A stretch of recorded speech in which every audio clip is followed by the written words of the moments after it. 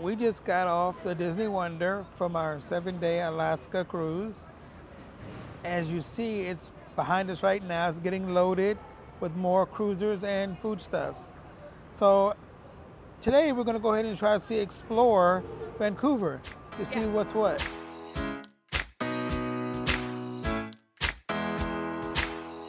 First stop, soaring over Canada. Yay! Thanks for taking a journey with us today. Looks like it's just like soaring. Soaring over Iceland. And Canada.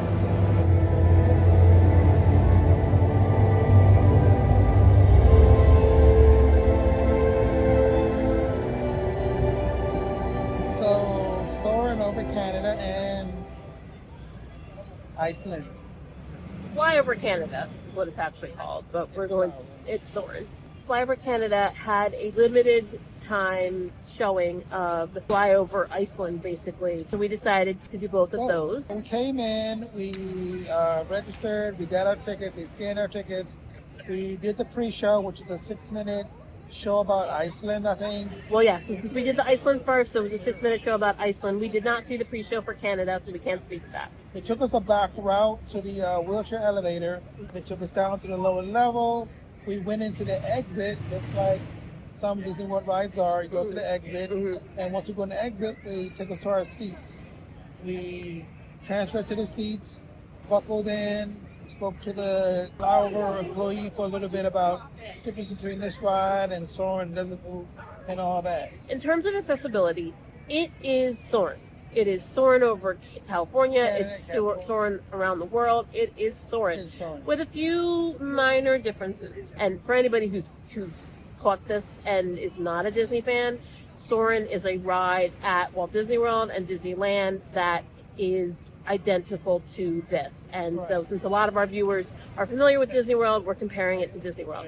The seats are a little bit higher. Higher, yes. So it's a little more effort to stick yourself in there. Adam was able to do it, but I could have pushed his knees if I needed to get him in there more. It's a little bit hard to get into, but then your feet dangle, and so it's, unless you're very tall, your feet may reach the ground, but otherwise your feet are dangling. This is before the ride starts. Yeah, but then also there's more of a tilt. So if you are a little nervous about the trunk control, this one actually might be a little better for you because it's kind of it leans back a little bit. Yeah. Now, granted, it also leans forward, so you know you best, right? Right. But in terms of getting in the ride, I felt a little more secure in that. The theater is a little different. Right. It's still 3 levels, but they don't all start in the same place. They actually start on 3 levels of the place, and there's stairs. For the purposes of comparing to Soarin', you're going to be on C and probably 3. That's where we were. Another difference from Soarin' is that if you can't transfer, they do have an option where you can stay on the platform, and what they do is they lock the 3C row so that it doesn't move forward. So you're kind of taking up that whole area, and you're in the platform. So you are almost as high as C3 would be, but not quite. You're watching from the bottom, but you're in your chair. So that was interesting that they offer that, and they're taking out 6 seats in order to do that. They didn't seem to have any problem with that. When we came in, they asked Adam immediately, was he willing to transfer? And if he hadn't, then they would have given that option.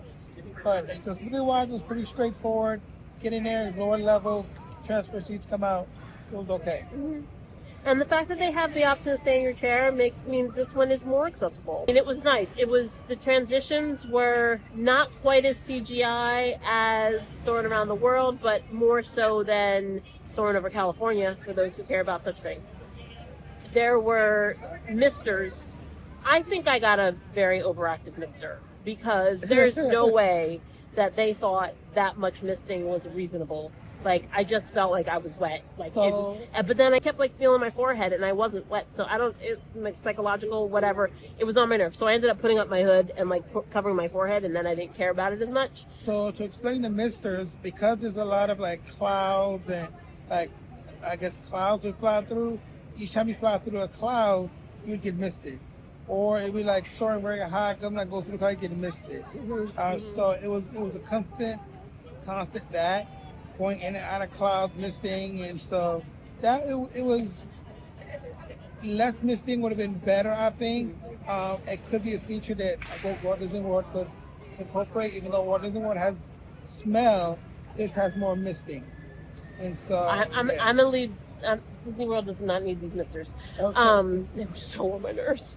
No, it was fun. It was fun. But yeah, no, it was enjoyable. It was a little bit pricey, I'll be honest. For both shows, it was about $50 per person Canadian. So now we need to go figure out what our next step is because we have not planned forward and beyond doing this. We're gonna go figure out what we're I'm gonna gonna see do if I can next. sneak on the Wonder again with my bags. You really can't. They know that you're done. Are you gonna try to swim? We hopped in an accessible cab to get some food and ended up getting poutine at Fritz. There they have a gluten-free and vegetarian gravy, so we decided to try it out. It was okay, but a lot of food. For our next stop, we are in Gastown, home of the famous Gastown steam clock, and we are waiting for it to go off, along with a whole lot of people who are doing the exact same thing. There's a warning.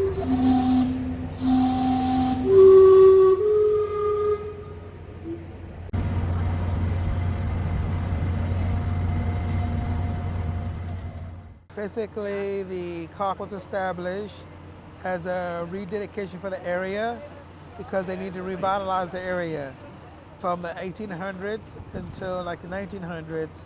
Then the former mayor, like in '79, I believe they installed it. So yeah, it's just a steam-powered clock. So its goal is to get people here? Yes. Got it. It worked. Yes. So we're in Gastown now. We decided to explore Vancouver a little bit. Yeah, Gastown. And we think the clock is broken because the clock is about 10 minutes fast. And it went off at 2:45, but it said 2:55. And then when it said 3 o'clock, it did nothing. So the clock says 3 o'clock, but my watch says different time. Yeah, so clock is struggling a little bit, but we are here, and there's a clock.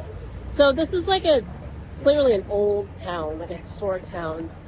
Mixed accessibility. There's definitely some stores that have a step up, and some stores that don't. Yeah, it's not really. It doesn't like. It seems like the ones that are accessible are accidentally so.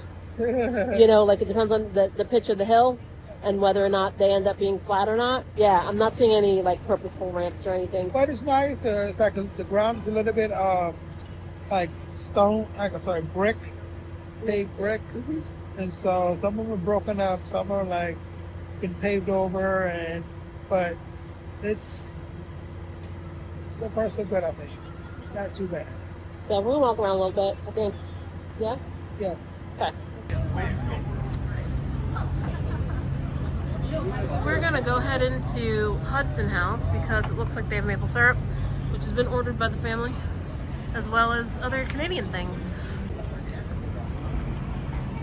Well, we're back from the store. Yes, I kind of lost steam as we were in the store. I started to just go. I just got more and more tired. So we went to the Hudson Outfitters, or whatever the name was, I forgot. Yeah, it was a Canadian tourist store. Yes, but they had some really good stuff. So I wanted to get some tribal art, right? I wanted to get something that was going to like be a reminder and like a souvenir. That's the word I wanted, but also support the communities there. And so I wasn't finding the right I wasn't finding the right stuff. And so there's this Native Northwest Indigenous Artists Collective that sells these different things. And so they had more things from that group here than they did in the shops we were looking in Ketchikan. We didn't go shopping in Juneau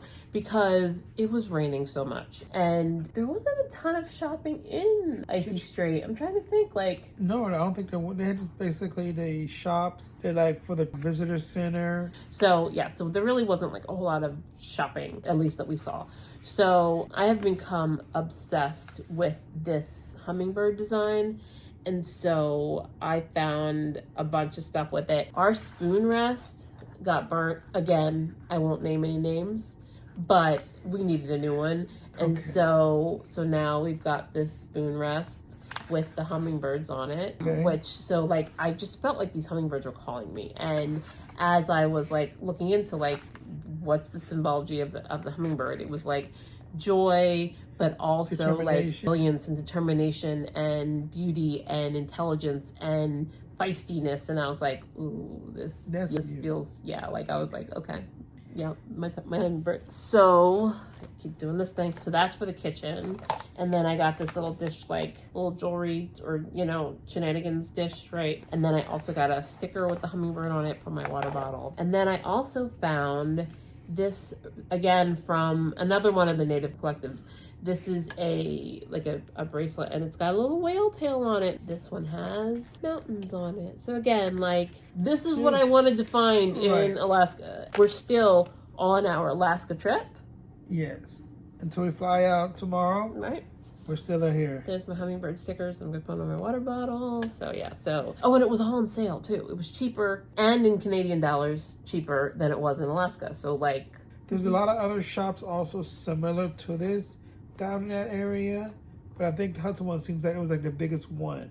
Yeah, and it was accessible. Accessible, yes. I mean, so there were a couple of aisles that weren't narrow, but right. Again, it's a packed store. Now, if I'm obsessed with hummingbirds, my husband is obsessed with salmon. And so at this place, they had maple salmon jerky. And so, of course, like, you have to try that. So that was necessary. That, we also got some, I guess, pure maple syrup. And because of course we did. We're in Canada, you have to get maple syrup. We did stop by a place called Fritz Fry House. So Fritz Fry House does traditional poutine. Yes. And it is the literal description of a hole in the wall. Yeah. There was a long bench and maybe one cook, 3 cashier, or 4 sets of 2 could sit there and eat, like, and you're eating on a bench, like, with a little tiny table or a little side thing. Like, it's not dine-in, right? No, but we did eat there. And like a couple people ate there, but like, it's definitely like eat and leave because the next people need your seat. Right. It's like a very small, like she said, a hole in the wall place. The cashier was the cook and the bottle server, washer, all the things. All the things. She was basically did by herself. And so she basically asked you what kind of poutine. They had different stuff there also. They had something called dips, which I didn't understand. It was like, I think it's just fries and dips. I think you're overthinking it. I think they were just, you could just buy fries and fancy dips for the fries. Okay. That's all. Okay. Yeah. We chose to go there for poutine because they have a vegetarian gravy option, since Adam doesn't eat meat that's not halal. And they also had a gluten-free vegan gravy that I could have. And so he got the vegetarian gravy, I got the gluten-free vegan gravy. Yes. I got smoked beef, which was, it tasted like pastrami. I don't know if like they're not allowed to call it pastrami. They called it Montreal smoked meat. It was 100% pastrami. And then Adam got his plain, and of course it has like the cheese curds in it. It was okay. Yeah. You ate yours, so you must have liked it. Yes, I think I was pretty hungry for breakfast. But overall, I think it was good. I don't think I've had poutine that many times before. Of course, Walt Disney World has poutine, but I'm trying to recall if I had that one or not. But I don't know that you have, because the gravy is like chicken or something. Okay, I guess my first foray into poutine. Got to come to Canada and get the original. Well, that's why I took you there, to get the poutine. So, but yeah, it was good. I finished mine off. After that, we hopped a cab and went to some place called Gastown. And so they had this steam-powered clock. That was off. Yes. It's 15, or I'll say about... It's 10 minutes early, but the steam, like the clock goes off at the real time. So like the display said 3:10, but our watches said 3 o'clock, and it went off at 3 o'clock.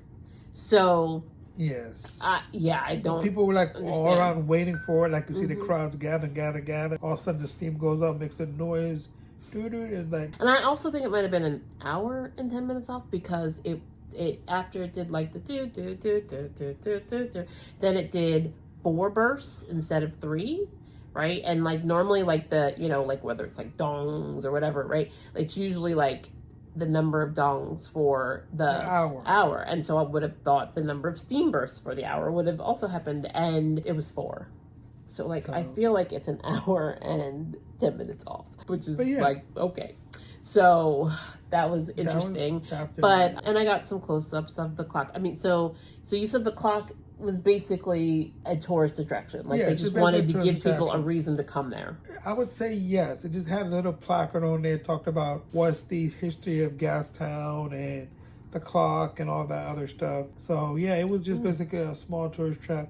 It was it's nice. It's a nice area. They have a lot of like some boutique shops, some touristy shops, like clothes and Lee's Donuts, which is just like duck donuts or like a donut shop with specialty like weird donuts in there. Yeah, so we walked around there for a little bit, then went into the Hudson House Trading Company, got all that stuff, and decided to come back. And we came back to the room. You got your Starbucks mug. Got my Starbucks mug. Yes. So Vancouver, yes. So basically, we decided after our cruise to spend the day in Vancouver to just chill out before we go back home, sort of break up the travel day as opposed to trying to do all of it. The only direct flight, so we like direct flights because the least amount of times they share, the better, right? Yeah. So the only direct flights are either crazy early in the morning or overnights, like red eyes. And so we're going to do the overnight. So we would have been at the airport now and needing to then do another, like a 6-hour flight. And those is too much. Like we're already exhausted. And plus Adam's starting to get sick like I was. And so, you know, I'm glad that we decided to stay. Pan Pacific Hotel is right in the same building as Canada Place in the terminal. So it was easy to get our bags here. I mean, basically the porter basically walked us all the way upstairs to the drop-off point. Yeah, which was nice. Follows you. So we got our stuff here, and so we're staying overnight. So tomorrow we have another day, half a day in Vancouver. So we will, you know, sleep in most assuredly, and then I think we're going to try to go to Stanley Park, and there was something else I wanted to do. Stanley Park, and I don't know, it'll come to me. So we'll probably just do, you know, so it'll be sort of a light day, and then we'll probably head to the airport pretty early for our flight. And like a PM flight, so we fly out at 10 p.m. and arrive back on the East Coast at 6 a.m.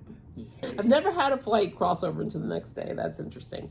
And then we'll go home and go back to bed. So yeah, it's going to be. Go to work, so. Are you working the day we get back? Why not?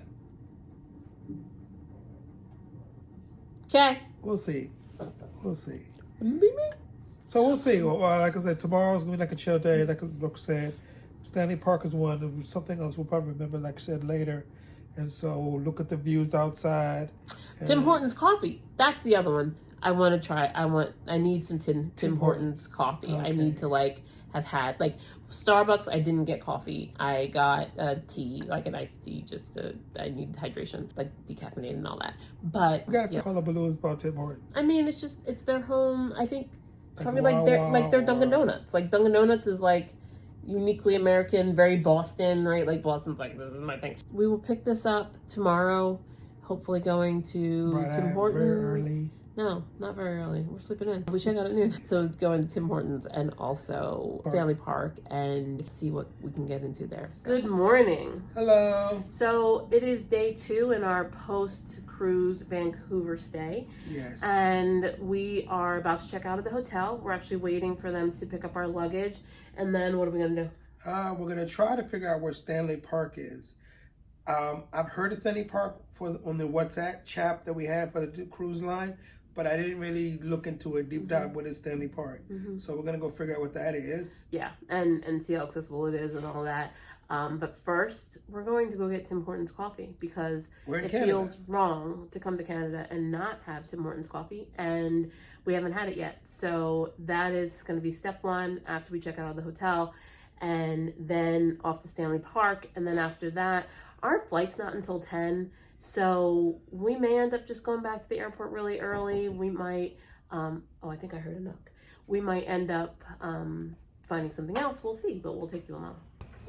There are literally maple leaves everywhere. I got a loaded veggie bowl, habanero loaded veggie bowl From the lunch menu. from the lunch menu because it's after 12. Sure. I also got a cappuccino hazelnut chocolate hazelnut cappuccino. And a donut, right? And a jelly filled donut, which was like cream cheese and jelly, which was pretty good. It may have been a little bit better if it was warm, but overall it was pretty good. So my first experience with Tim Hortons was like good, I think. What about you? So I've got the coffee, and so I got a cold brew because it was just like really hot. I think, because I'm sick and like, yeah, I tend to get like hot flashes when I have a respiratory infection. So anyway, very good, very good. It, tastes like a cold brew coffee, but happy to support the local whatever's. Getting here was a challenge. So we were staying at the Pan Pacific, which is in Canada Place, which is where the cruise ship stopped. And this Tim Hortons is literally across the street. And so but it's in a beautiful courtyard. Yeah. It's a beautiful courtyard, but it's stairs access. And so figuring out how to get down here with the wheelchair was a little confusing. What we did to get here was to go into the Fairmont Waterfront Hotel, which is the hotel right across from Canada Place. Right. And then go down the elevators to sea level, and then sort of walked around a little, like to some tunnels, and then there was access to the shopping area. Right. And it's a food court, and there's also a drugstore down there and a couple other things. McDonald's and burger something. They are doing some active construction, so I don't know if that adds to the confusion. But the door that we came through to get to the food court said must have a hotel key card to re-enter. So we might live here now. Yeah. We'll have to let you know how we get out. I'm sure there's a way. We'll just bang on some doors if we have to. We got to get back up to the street level. That's where the cabs and everything else are. So I saw a sign that said elevators when we were in the food court, so we will report back. But yeah, it is a little tricky to get down here. Very simple if you're able-bodied, just come downstairs. But a little trickier if you're not. The courtyard is very pretty. There's a fountain here. There's some ginormous birds that freak me out because I don't like birds. I don't know what they were, but they were big. And some fountains and stuff. So yeah, it's very nice. It's chill. We're just, as hanging you out see, here. the sun's coming out more now. Yeah, the sun's coming out, so that's nice. So because it was a little cloudy. It's cloudy now. But so we'll check back with you guys a little bit later. Yeah, we're just moseying around. Gonna probably make our way to Stanley Park now, I think. Alright, so this is not where the sign was pointing us to go. Still wanna go this way? Yeah. Okay. Go to some random part now. Going down. This is the wrong elevator. We are going back to Tim Hortons before the elevator, apparently. Oh, I think I see the sign. I don't know how we missed it before. Elevator, parking, street access. Mailroom, street access. Going outside. It's different outside than when we were before. There are two elevators in here. We're going right on the big one. We're gonna try the other one. This one isn't like that one. There also somewhere it's like We already did say it. Back room or something. It's like a freight elevator. yes, it does. Freight elevator of the hotel, clearly.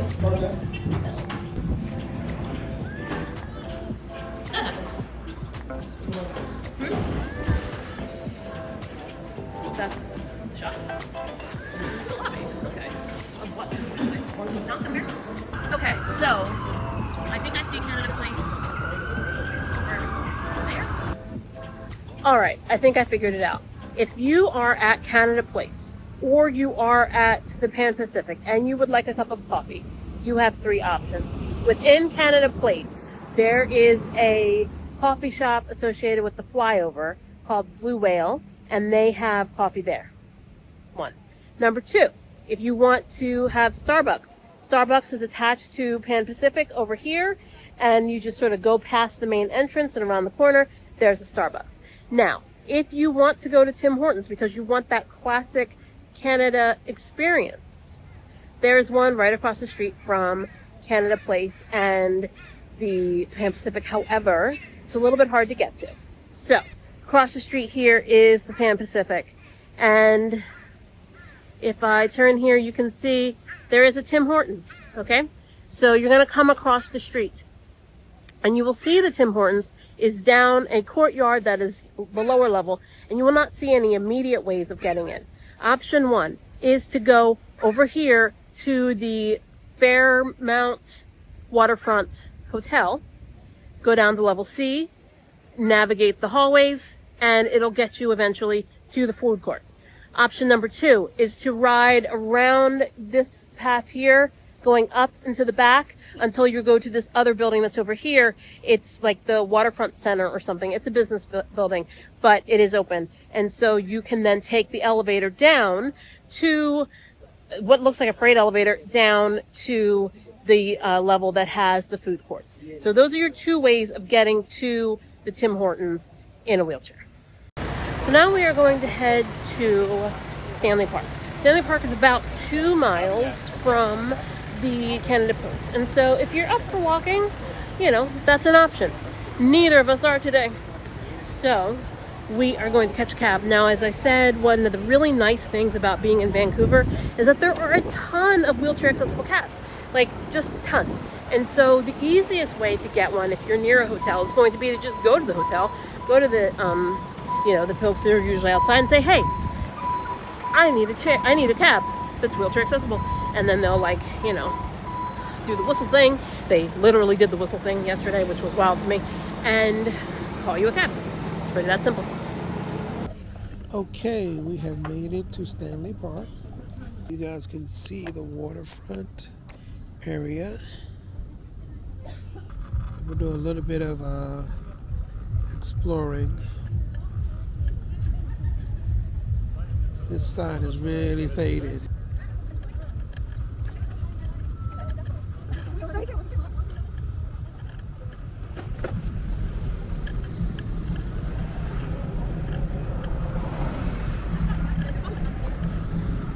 But this skyline looks pretty good.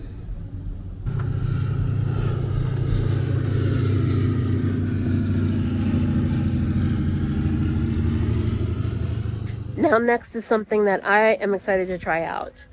In Stanley Park, they have horse-drawn tours, and they have one that's wheelchair accessible. And so we are going to go on a wheelchair accessible horse-drawn tour. Now, these are a little pricey. They charge $80 per person. However, for a wheelchair user, they allow one caregiver for free.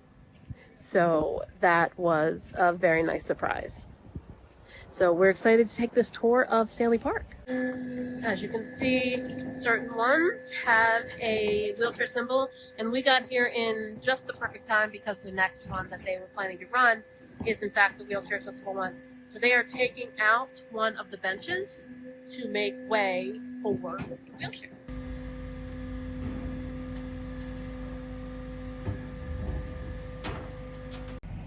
They noted that they had 3 wheelchair users on tours today, which is more than usual for them, which I love. The more people who are out here exploring and taking up the space that they deserve to take up, the more that people will get used to needing to provide those accommodations and things get easier. So I love hearing that they had an unexpected number of wheelchair users today. I'll take a ramp off and we'll have a bit. Okay, that works. Are you excited to go on a horse and buggy ride? Yes, I am. This is very fun, interesting. They loaded me onto the front. Hopefully, we'll see a lot of fun stuff. It's pretty warm out here just for today, but I also like to make sure I have blankets and such. I guess when it gets cold. But yeah, I'm about to have fun. 3 teams. On the right side, there is Bertrand. His name is Lonnie. He's 13 years old. On the left side, there is Clydesdale. His name is Smith. He's 7 years old. Welcome to Miriam. So one of the stops is a totem pole park. It does not look like they have an option for someone in a wheelchair to get off at the stop. So that's one bad side.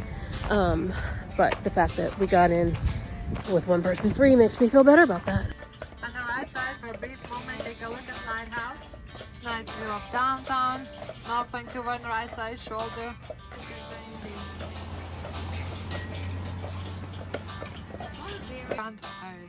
It can protect the tree from a fire, and we have a black scorch marks next to us. So those are from a fire 100 years ago. That tree is 450 years old, over 60 meters tall. It'll be hard to see it all. And 450 is not really much.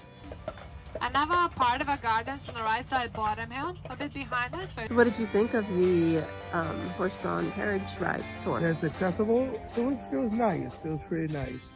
It was about an hour trip. We stopped a couple spots to stop a couple times along the route. But only to get off once. Yeah. Like the other ones were just to stop. So Get they pictures and stuff. did give you an opportunity to get off for the totem poles, but they don't have the ramp on the vehicle. The tour operator was very knowledgeable. She gives a lot of information about the park itself. And so they actually Stanley Park Cup was named after the guy from Stanley Park, I guess. I hope it was Same Stanley, yeah. And he wasn't really a hockey fan. But his sons were or something? So yeah, so it was a very interesting tour ride. There's a lot of great views of the bay and stuff like that. So that's crossing my shoulder right here. It's a whole bunch of like across the bay with I guess downtown Vancouver is. So it's a lot of nice photos in that area. So it was a very enjoyable ride. Today it's pretty warm here, but normally they have like their blankets inside the carriage because it may get cold. And so, but overall, I think I do recommend you try to do it. I don't know how the caregiver part works. Is that She standard? asked me, are you the caregiver? And I said yes, and she said, okay, you get in free. Yes. So just be aware of that. You may want to ask about that also.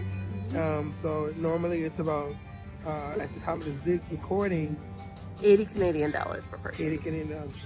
Which is kind of a lot, I'm going to say. If you love horses, this is awesome.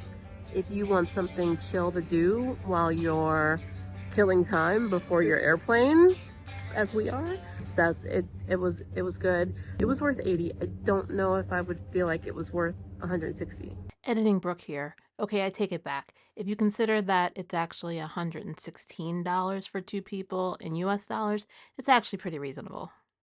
It was very pretty. You got, some history in Rose this gardens and, Vancouver like- area. Yeah, there were lots of flowers and things.